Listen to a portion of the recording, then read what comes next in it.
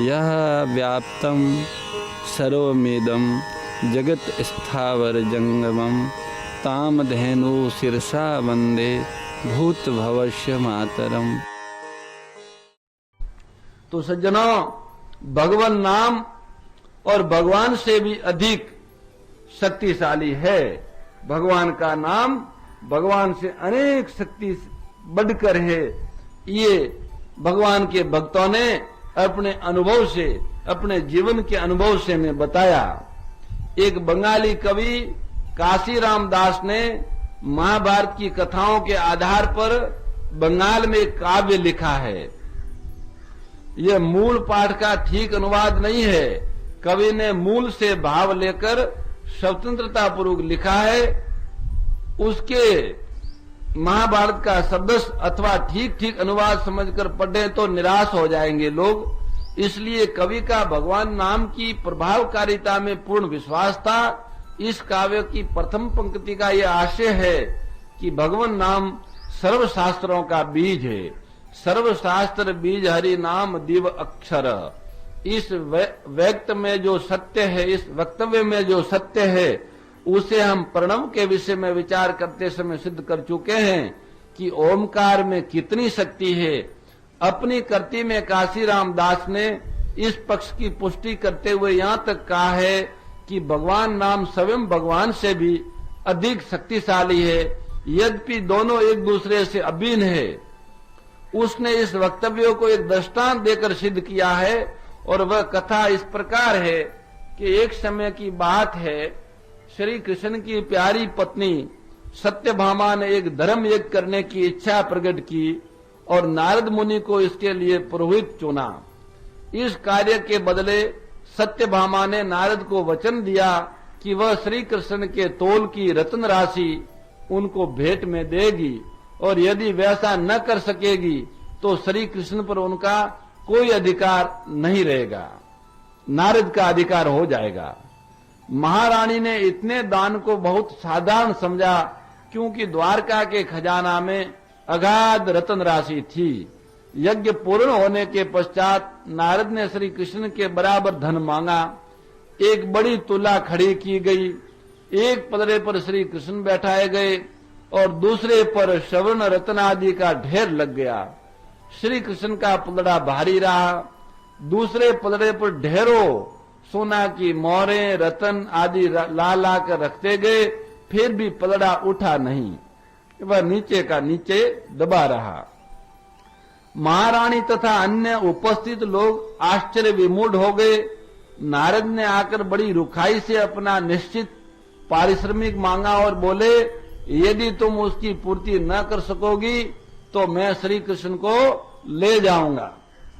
सत्यभामा बिल्कुल हताश हो गई, क्योंकि उन्होंने श्री कृष्ण के वजन के बराबर कोई चीज नहीं मिली उनको।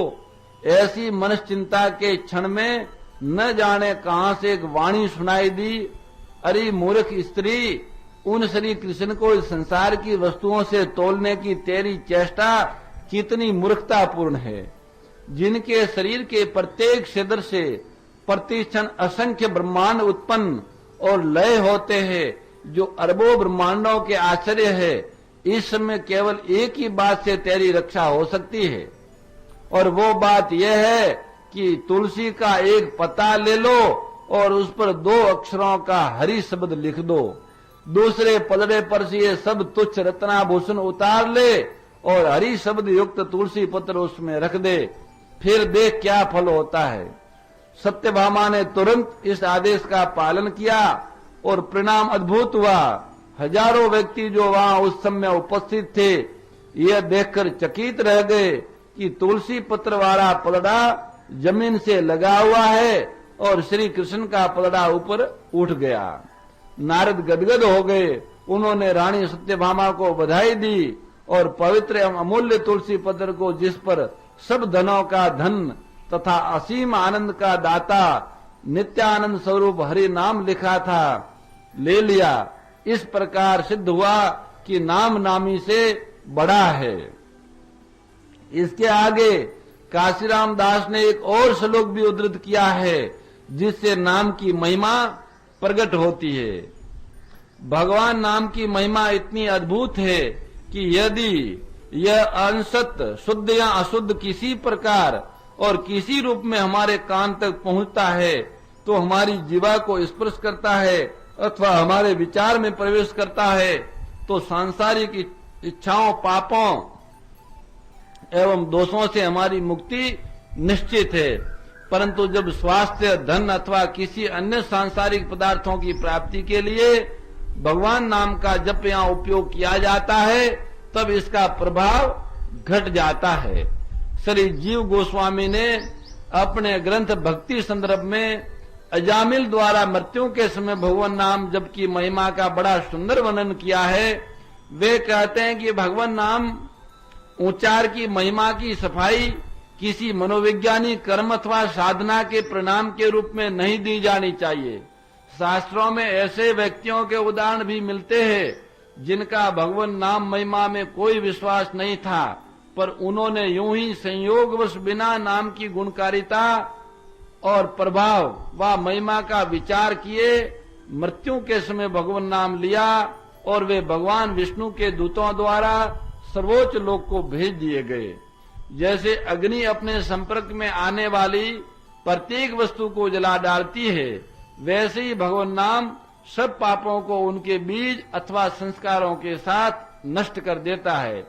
यह न तो पापी के हेतु पर विचार करता है और न उस व्यक्ति की योग्यता अयोग्यता पर ही।